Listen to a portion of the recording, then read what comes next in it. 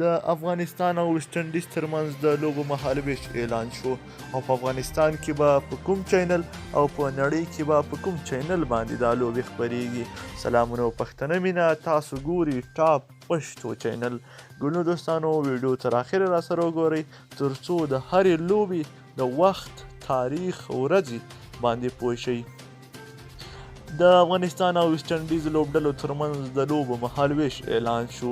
لومړی درې شلوریزو لوبې.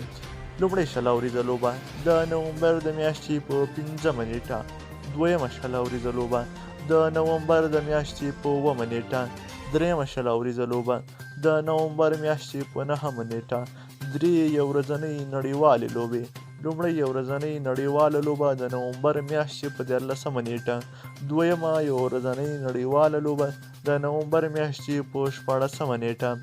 دریمه یو ورځنۍ نړیواله لوبه د نومبر میاشتې په 18مه نیټه. ټیسټ لوبې.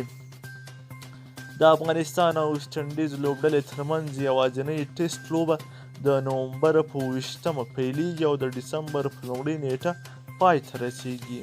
ګلنو دوستانو، دا د هغو لوبو مهالویش یا د هغو لوبو نیټه، تاریخ او ورځې وي چې د افغانستان یې د ویسټ انډیز سره لري.